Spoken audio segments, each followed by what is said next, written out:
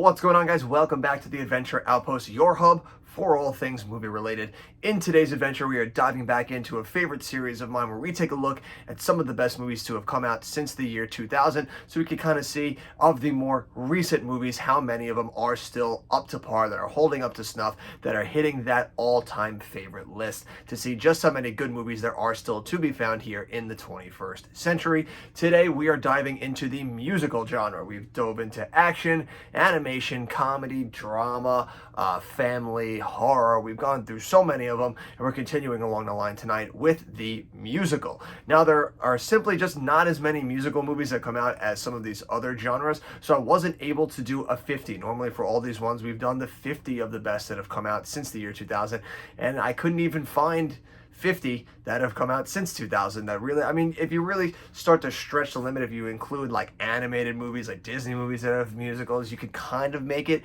but I kind of wanted to leave out as much as I wanted to make it as simple and streamlined as I could here, with just actual musicals, like musicals that have created their own songs for this movie simply to help tell this story in live action format. So there's no animated movies. There's very few biographical movies, simply because for a lot of the times, like, it has to really be have that, like, I don't know. It's as with everything that we've gone into with these, it's my own weird idiosyncrasies when it comes to how I define a genre. So there's certain movies that you might consider a musical that I would be like, well, I don't really consider it a musical. Like, we look at something like Bohemian Rhapsody. It's like, yeah, there are songs in it. Like, yeah, there's singing in it. But I wouldn't consider it a musical because it's songs that were written by a band that's just showing a biopic about the band. Whereas a movie like Rocket Man would make this list because even though it is still a biopic about Elton John, the way in which he tried to tell the story was telling it in this musical, fantastical way that kind of had the music portray into the story more, if that makes any sense. I know it's very just like, because like even like you look at a thing where he starts doing the Saturday Night is Good for a Fight song, like it goes into a whole dance number where it's not just him playing up there, like it's fantastical, which is not what like a Bohemian Rhapsody is, where it's just more like biopic. Hey, these are the songs that they wrote and everything. So it's very hit or miss with the way I did these. It's a lot of rambling, I know, that I'm doing right now, but that's just the weird idiosyncrasies of what I have when I come to define a genre. So I couldn't find 50. So this is just a top 25. I was able to pluck out and find 25 musicals that I really enjoyed, and I ranked them up here, and we're going to dive into all of them to show that there are some really solid movies that have come out since the year 2000 in the musical genre. As always, though, before we dive into all of that good stuff and all those lists, if you can, hit that subscribe button, hit that like button. It helps this channel grow so that we can continue to do more sweet videos like this. So if you enjoy any movie related stuff, consider hitting that subscribe button. Please hit that like button. Drop a comment down below. We can keep this party rolling. But that'll do it for all of those quick promo stuff. We're going to dive right now into the list, and we're going to kick it off at number 25 with the movie Jersey Boys. Clint Eastwood directed. Never would have thought I'd see a day where Clint Eastwood directed a musical, but here we are. Jersey Boys, the story of Frankie Valli. This is a fun movie. This is another one we talk about where it's like you're doing a biopic about an actual band and you do it in a musical format, and it works. This movie is solid. This movie is good. I should preface a lot of these, especially when we get to these movies that are actual musicals that are based on Broadway plays. I don't like Broadway plays very much. I haven't seen many of them. I've seen, I think, The Lion King. I saw Pretty Woman because my fiance made me go to it. And I've seen Book of Mormon. And Book of Mormon was, I saw Spamalot. I think that's it for musicals. I'm not a big Broadway guy. And it's not that I don't think that Broadway is good. I'm going to put this down. It's not that I don't think Broadway is good. It's just more to do with my uncomfortableness with sitting in an auditorium. I mean, I guess it wouldn't be so bad if I'm up in the nosebleeds or anything where like nobody can see it. Like seeing Pretty Woman was fine because we were up top. Nobody really notices if you get up and go to the bathroom or whatever. But when I saw Book of Mormon, when I've seen The Lion King, when I've seen Spamalot, I've been up close to the point that my own weird anxieties, like where I'm sitting there in my head and I'm like, these guys are doing this performance, but like if I gotta get up and go to the bathroom, like they're gonna see me. They're gonna see me move and fuck up whatever's going. And it's just, I'm just uncomfortable. I can never get into the show because I'm too uncomfortable wherever I'm sitting when I see Broadway shows. So I don't like it. I don't like going to it. I don't like the atmosphere. I'm not a fan. But I do like Musicals. I do like seeing the movie versions of these musicals because it lets me be in the comfort of either my own home or a movie theater where if I get up and go, anyone in the screen I don't feel like is noticing that I'm leaving. So I like movie musicals much better for that simple reason, where I could actually sit back and relax and enjoy myself. And Jersey Boys is a really solid movie. Clint Eastwood, very competently director here. It's not anything that's going to break the bank. It's not changing the game as far as musical goes. It's not one that's going to be like talked about for all of time. But this is a solid one still to have come out since the year 2000 that is still a pretty enjoyable movie if you're looking for something to watch at home. Up next is the movie Hairspray. This movie is a lot of fun. I could imagine the Broadway play being a lot of fun also. It's hip, it's groovy, like you're just like having a good time. It's one of those movies, it's like fast food. It just goes down smooth, it goes down easy. Like, yeah, you're gonna forget about it, that you had it, you're gonna regret that you watched it like later on. No, not really. But you know, you always go back to the well every now and again. It's inoffensive, really, is pretty much what it is. It's enjoyable. It's not something that's gonna be like particularly memorable. I mean, for some of you it might be, some of you might love Hairspray. These are basically pretty much just going off of the movies, not the Broadway experiences. I'm sure Broadway experiences vary way different depending on who's in it in the night and you go and see it and whatever the subject is. But as far as the movie version goes, Hairspray is pretty solid. Still a little weird seeing John Travolta in drag pretending to be a woman and everything, but hey, whatever. It's interesting. It's at least hilarious because you're watching him and Christopher Walken be a married couple, so that makes the movie worthwhile just for that. Up next is a movie that people might question to its musical status, but it is a musical. It may not have been a Broadway musical, but it is a movie that had songs written for this movie to be in a musical setting. This is a musical, and that is Muppets Most Wanted. That's right, baby. Muppets Most Wanted, absolutely a musical. The music in this movie fucking slaps, too.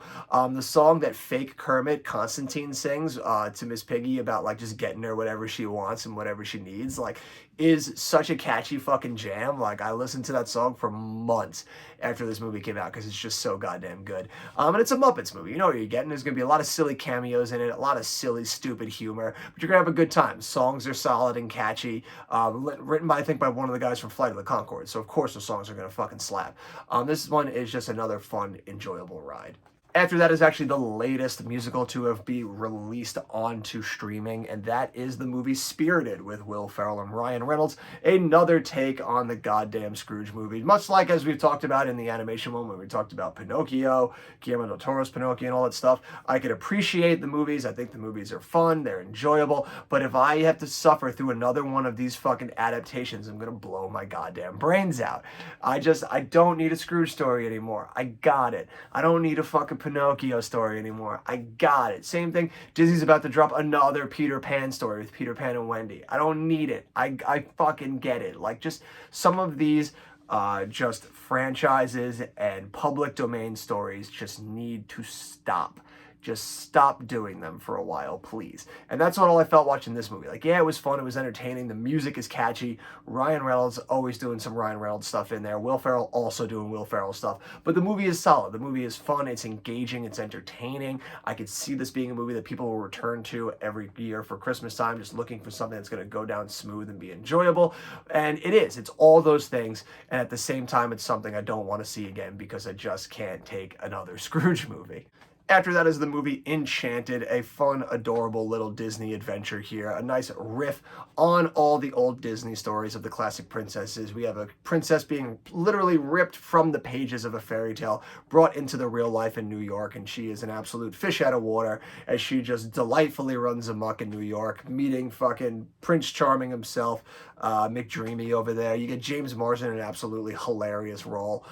Susan Sarandon looking wickedly hot and wickedly evil as the stepmother or grandmother or queen or witch or whatever the fuck she is in this movie. I can't remember. But this is an absolutely fun, enjoyable romp. And the less we talk about the sequel, the absolute better we will all be for it. After that is Mamma Mia, the movie. The original one. We're not talking about Here We Go Again. Didn't make this list. Actually just made it outside the top 25. So sorry to you. But this movie, this is fun. It's got an all-star cast in it. You got ABBA songs. Like, where you can't go wrong just busting some ABBA songs out in there. ABBA, absolute classic. They're just such a fucking exciting band. This movie is a lot of fun, taking the songs of that and making it just into this fun Greek exotic journey. It's a lot of fun. I mean, yes, Pierce Brosnan, Stellan Skarsgård, and Colin Firth, terrible fucking singers.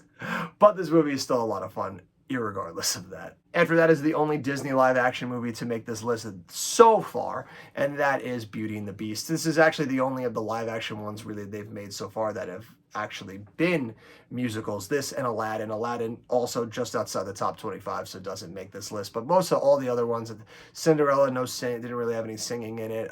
Jungle Book just did the one song, so it doesn't really qualify. Same thing with The Lion King. So none of the other ones get to party in here like Beauty and the Beast did. This movie here, it's solid. It's not terrible. I mean, it does what all of them do, which is basically like if you had to choose between watching this or the original, you're just going to watch the original animated one because it's so much better. But this one, at least, this seemed back when they were at least trying with their live action ones to adapt it in an interesting way to the screen in a live action format. I feel like the ones that they've been doing recently have just had the most awful diminishing returns of it. It was still kind of new and fresh here and exciting and interesting. This movie did absolutely gangbusters at the box office. I remember working it and it just being busy for fucking ever. And for good reason. There's a lot of good stuff in this movie. It's entertaining. It's another one of those, like a lot of these ones that we're seeing in the low 25, it's inoffensive. Yes, it pads out the runtime with too much backstory that we don't need, especially with like Belle's mom and all that stuff. But it is interesting seeing some of the stuff that you love from the animated movie adapted into a live action setting.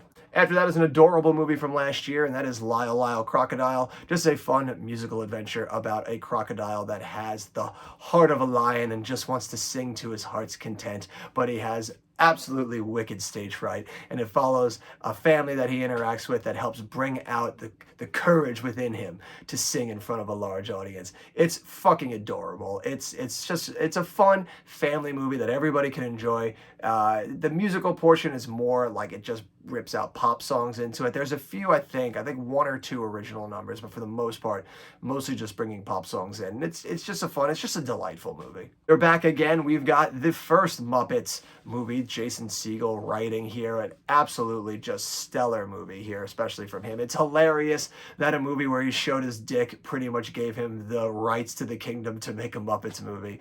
It's just so funny. And this movie is fucking fantastic. The songs in it are great. The story is just wildly hilarious. Jason Segel, Amy Adams, absolutely fantastic. And it's chock full of so many stupidly hilarious cameos as well. Jack Black is like the homeless guy in the theater, is hilarious. Or is it? No, Zach Galifianakis is the homeless guy. Jack Black is the guy that they kidnapped to be the host. Also hilarious. All of it's hilarious. This movie is just such a fun movie. This is another one, just catchy jam after catchy jam that'll just have you singing them and humming them for weeks to come. I never saw the Broadway play of this, but I did see the movie, and it is Rent. This is a movie my brother actually fucking loved this movie. Go figure. As a kid, we used to put this on all the time. My mom loved it as well. She's seen the play plenty of times. So for whatever reason, my brother gravitated to this one also, so we watched it a bunch as we were growing up as kids, and for good reason. This is a really good movie. It's a really solid movie that just shows like a bunch of people living in New York. There's going to be a movie later on that we are going that has connections to Rent that we will see in this, but this is all about people living in New York City during this turbulent time with all of this hoopla going on with like AIDS and all this stuff is just running rampant. It is just an absolutely fantastic movie. I think it's a really good adaptation. Not that I would know from the original because I never went and saw the Broadway play, but I'd have to imagine that a movie this good has the subject matter to back it up on its original Broadway performances. Another one we talk about that I haven't seen the Broadway play of, and that is Les Mis. Just another stellar movie here about the French Revolution. I think it is. I can't even double check on the back and see if it was. But yeah, I'm pretty sure it's about the French Revolution. You got some amazing performances in here. Hugh Jackman especially. Also Anne Hathaway just fucking belting out an absolute goddamn number. That portion alone in the trailer made me need to see this movie. Russell Crowe. Yeah, all right, he does some Russell Crowe stuff in that, but his movie is actually still just effortlessly enjoyable. I loved this movie when it first came out. I remember seeing it in theaters, just totally loving it and thought it was an absolute rip-roaring good time. Next, we've got Dreamgirls, the story of three girls dreaming big. Yes, that's right. I just rearranging the title there, and it works every time. This is actually a really good movie. It's the movie that actually brought Eddie Murphy back into the limelight with a nice little supporting role there. Jennifer Hudson, fucking fucking fantastic in this movie. She is so goddamn good. Jamie Foxx also really good in this movie. This is just a really solid, enjoyable movie. There's another one, never saw the Broadway play. Obviously, it's a running theme, I think, at this point, that anytime one's going to come up. I had not seen the Broadway play for it. But this one, it was really solid. It was a very enjoyable movie, and it absolutely deserved all the recognition that it got from it. Our next one had the unfortunate pleasure of coming out in the COVID era, so it ended up just going straight to HBO Max, and that is In the Heights. This is another really enjoyable movie from Lin-Manuel Miranda, just an absolute hit fucking machine that guy is. He's just banging them out left and right. This guy is so in demand right now, and for good reason, because he's just a fucking hit machine. Like, look at Encanto, look at Moana, look at Hamilton, look at In the Heights, just everything this dude touches, he's just ripping gold right now. He is just one of the most in-demand fucking artists right now, and for good reason, because he is so goddamn talented. And this movie is an absolute, just like freaking enchanting movie, showing about a bunch of people growing up and trying to hold on to this tight-knit community that's slowly slipping away from them. Baz Luhrmann makes his one appearance here on the list with Moulin Rouge, probably my favorite of his movies to come out. This is a really solid little musical right there. Just entering a nice, forbidden and fantastical world with Ewan McGregor and Nicole Kidman. Ewan McGregor, one of my favorite actors alive, so of course I'm going to check out anything that he's in it. And this is a fun, solid adventure. It's one of the most just electrifying movies in his style, and I think this was the one that lended itself best to his kind of frenetic style, and he was probably at his most, while being wildly unhinged, coincidentally also like quite restrained at the same time. So especially when you were going to see some of his later stuff, like you look at Elvis and he's just so fucking off the walls all over the place that it's almost like you look at a movie like this and you're like, wow, he was really reined in compared to something like that. But this is a really solid movie. It's a very great romance story against the backdrop of this musical, and I freaking enjoyed this movie a lot. Another movie I really enjoyed that I seem to have been the minority in is Mary Poppins Returns. Just an absolutely delightful movie, seeing the return of Mary Poppins. Emily Blunt is absolutely perfect to take over the role here. She just embodied it absolutely perfection here. We were talking before about the hit machine, Lin-Manuel Miranda showing up in here again, lending his talents here again with some rip-roaring songs. I think the song at the end, when they're like all like flying up in the balloons and everything, it's adorable. It's absolutely fantastic. This is another great whimsical movie, just full of magic like Mary Poppins knows how to do, and it's just one hell of an enjoyable ride. Kicking off the top 10 is a movie that I saw in high school that I absolutely was obsessed with, and that is Idlewild, a movie starring the two members of Outkast. Kind of takes place during, I think it's in New Orleans, and it's during like the old like Bayou Prohibition era, and it follows the two of them. One of them is a club member, owns a club, and another one is a piano player within this club, and they get roped up into this tale of greed and revenge, and it's just absolutely fantastic. The two of them wrote a lot of the songs for this movie here. Fantastic songs. This movie was just one of those movies that came out of nowhere and just absolutely floored me. It was just so different than any of the type of musicals I've seen before, and for them to just be like, let's do a musical, but let's get the guys from Outkast to do it. And it was like, fuck yes, man. Ingenious idea. Give them as much money as you possibly can.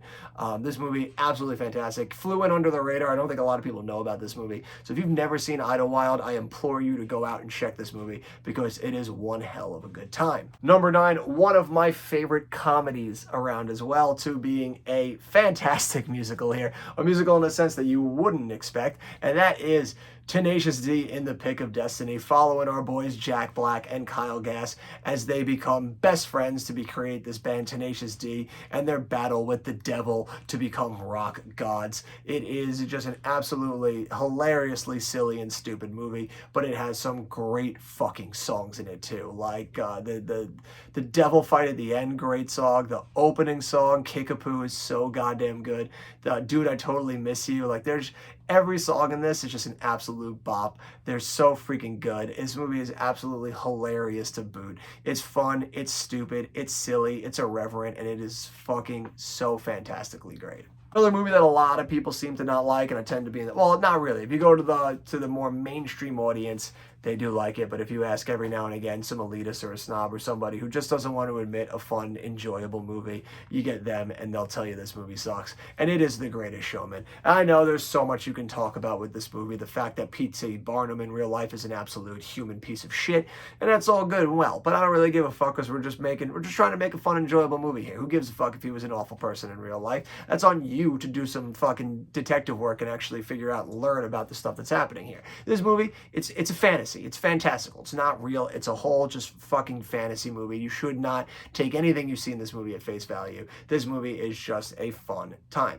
And a huge portion of what makes this movie so goddamn good are the songs. The songs in this movie are so fucking good. It's unreal. You'll be singing them forever. I remember when this movie came out, we were working it in theaters. Not only was it busy for fucking weeks, and we had this movie for weeks, but you could just, every time you had to clean it, you were just like, you hated cleaning it because you're like, fuck, one of those songs is going to get stuck in my goddamn head for the rest of the day. And it always worked like clockwork. You'd be humming that shit for the rest of the day. These songs in this movie are so fucking catchy. It's unreal. The movie's solid. It's not a terrible movie by any means, but the movie is just absolutely elevated by just fucking stellar song work and some excellent performances from Hugh Jackman and Zac Efron and Michelle Williams and Zendaya, just carrying this movie with the music to make it an all-time classic. Another movie that I was obsessed with growing up, it hit all the right moves for me, being that it took the music from one of my favorite bands of all time, being the Beatles.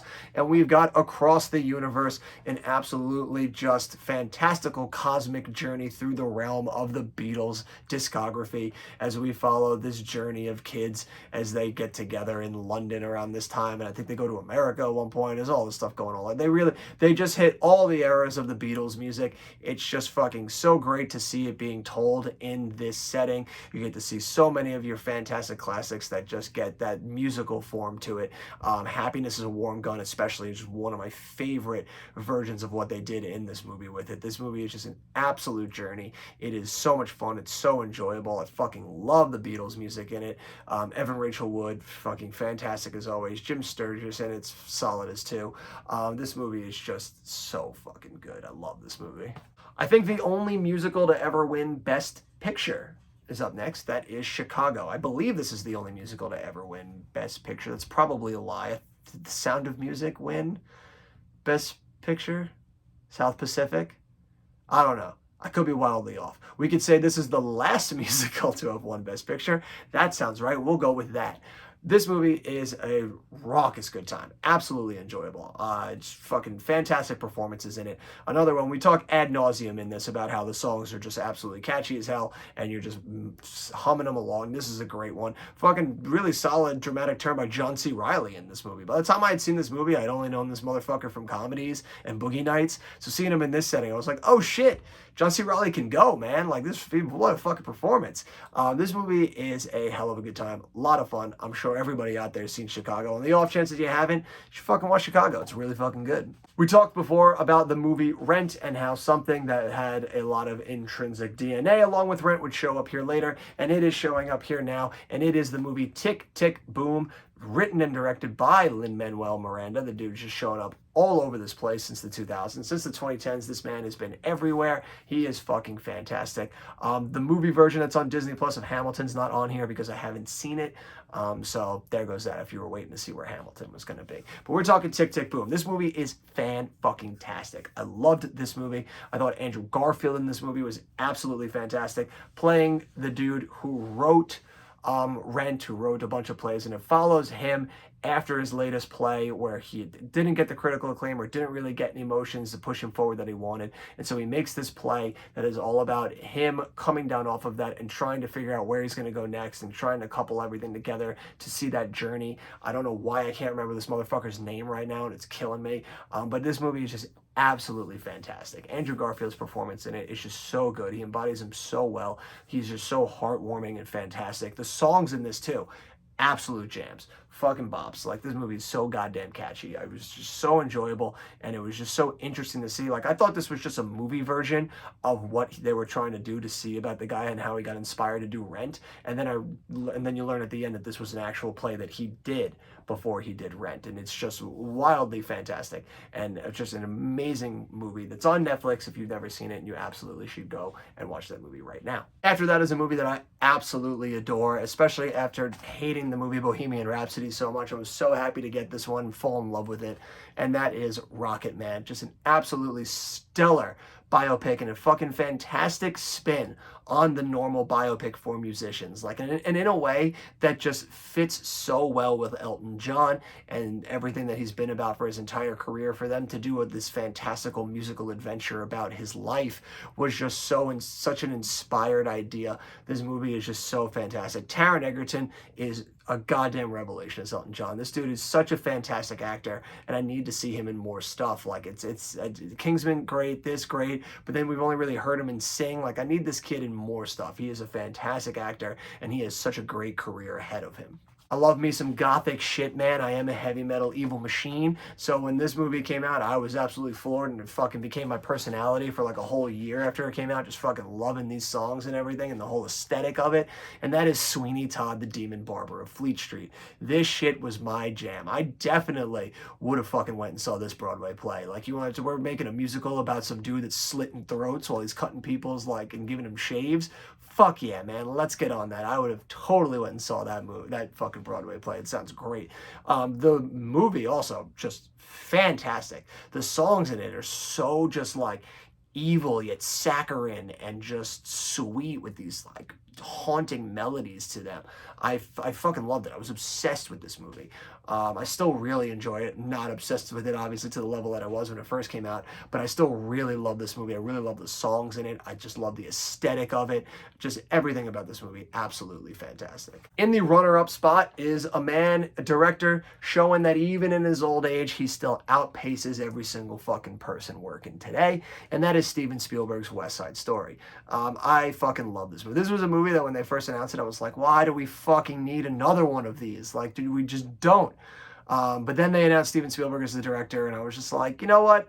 If anyone's going to make it worth being made, it's going to be Steven Spielberg, so that makes me at least a little bit more receptive to it. And then I saw the movie, and it was just absolutely floored. I saw it on Christmas Day last year, and it was just absolutely fantastic. I was just glued to the screen, and it's thanks to just Steven Spielberg's just unparalleled sense of blocking. Like, this man just shoots movies better than anybody else on the planet. They're just so visually mesmerizing. He is just the best working director today. The songs are there that you know and love. They're absolutely fantastic. The movie is vibrant, it's fun, it's relatable, it's intense. It's everything you want in a movie all rolled into one. It is an absolute fantastic addition to the other West Side Story movie. It is just such a fantastic movie in a way that only Steven Spielberg can pull off, and it is just one enjoyable hell ride.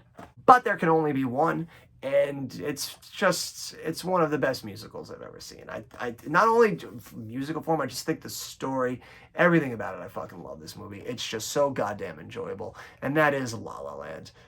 This movie is just such a beautiful ride and such a beautiful look into the artist's life and the dreamers and just everything that creative people go through in their quest to make it or break it, all the hardships that they suffer for their art to get through there. Anybody who is a creator, like all of us on YouTube, or, you know, like I do with all my writing, with anyone who draws, films, takes pictures, any creative or artistic outlook, we all find something in this movie that pulls us in, that draws at our heartstrings, because we know what it's like to suffer and to get beat down and rejected and to just grind and grind and grind and grind just for that little sliver. This movie is just such a fantastic look at that portrayal. The songs in it are fantastic. Ryan Gosling and Emma Stone in it are fantastic. Damien Chazelle, one of the fucking what just an explosion onto the scene with the 1-2 punch of Whiplash, and then this movie. Like, what a statement. One of the most fantastic writer-directors working today. This movie is just everything you want out of a musical. And that'll do it for our list. That is our look here at the 25 best musicals, in my opinion, that have come out since the year 2000. It has been a hell of a ride. We're slowly cruising through the genres. We're almost at the end now. I believe next is the romantic comedy. Oh yeah, and you bet there's going to be a lot of ones in there, because if there is one genre that I fucking love, it is the romantic comedy. There's just something about those movies that are just so goddamn enjoyable. It's just like water. It just goes down smooth. It goes down easy. You can just chug it and you never get tired of it. I fucking love the romantic comedy. So we're going to have a hell of a lot to say when we dive into that adventure. But that'll do it for all of us here at this adventure. Until next time, you have been you. I have been me. These are the movies that we love so much. And until next time, I'll see you at the movies.